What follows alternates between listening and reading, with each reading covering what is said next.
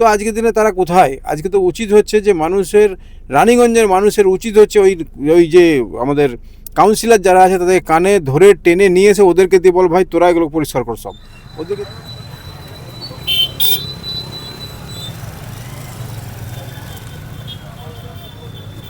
না না না, অবাক হবেন না, এটা কোনো ডাস্টবিন নয়।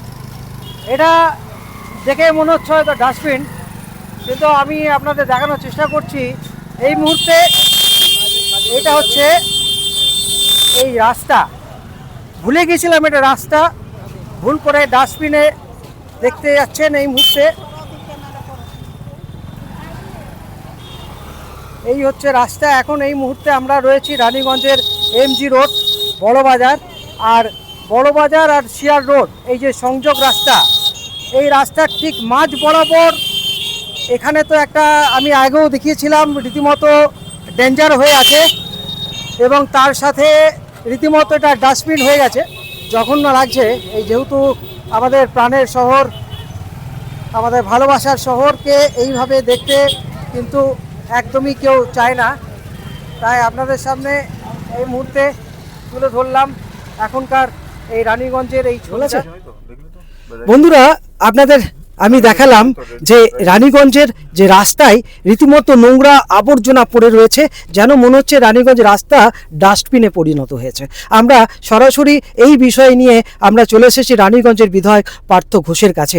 পার্থদা, কি বলবেন? আপনাকে তো ছবি দেখালাম। দেখুন, আপনাকে আমি অশেষ ধন্যবাদ জানাই যে এই ধরনের পিকচার সাহসিকতার সাথে আপনি করছেন।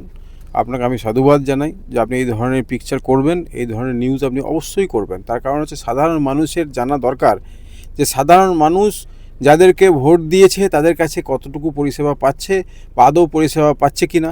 আমাকেও মানুষ ভোট দিয়েছে, আমিও কতটুকু মানুষের জন্য কাজ করছি, আমার এগেনস্টে গেলেও সেই নিউজ আপনারা করবেন, সঠিক নিউজ আপনারা পরিবেশন করবেন। তার জন্যে আমরা কোনোরকমভাবেই আপনাদেরকে কোনো রকম রিকোয়েস্টও করবো না বা বাকি আপনাদেরকে বলবো না যে এসব নিউজ করেন না।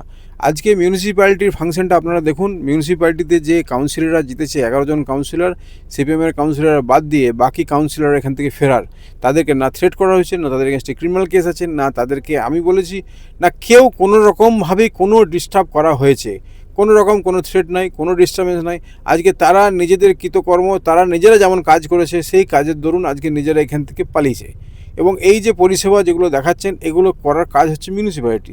তা আজকে মিউনিসিপ্যালিটি যারা কাউন্সিলর আছে তারা ভোটের সময় ভোট নিল, টাকা লুট করার সময় টাকা লুট করলো, রাজার বাঁধটাকে খেলো, তারপর আরও বিভিন্ন যে পুকুর আছে সেই পুকুরগুলোকে অর্ধেক ভর্তি করলো। তো আজকের দিনে তারা কোথায়? আজকে তো উচিত হচ্ছে যে মানুষের, রানীগঞ্জের মানুষের উচিত হচ্ছে ওই যে আমাদের কাউন্সিলর যারা আছে তাদের কানে ধরে টেনে নিয়ে এসে ওদেরকে দিয়ে বল, ভাই তোরা এগুলো পরিষ্কার কর সব ওদেরকে দিয়ে মানুষের পরিষ্কার করা উচিত। এবং রানীগঞ্জ মানুষকে বলবো যে এই ধরনের নোংরা যা কিছু হচ্ছে আপনারা সঠিকভাবে প্রতিবাদ করুন। সেই প্রতিবাদ যদি কখনো আমার বিরুদ্ধেও যায় তাও আপনারা প্রতিবাদ করবেন, প্রতিবাদ করতে ছাড়বেন না, কারণ রানীগঞ্জ হচ্ছে প্রতিবাদের জায়গা। এই ধরনের অন্যায়কে আপনারা সহ্য করবেন না।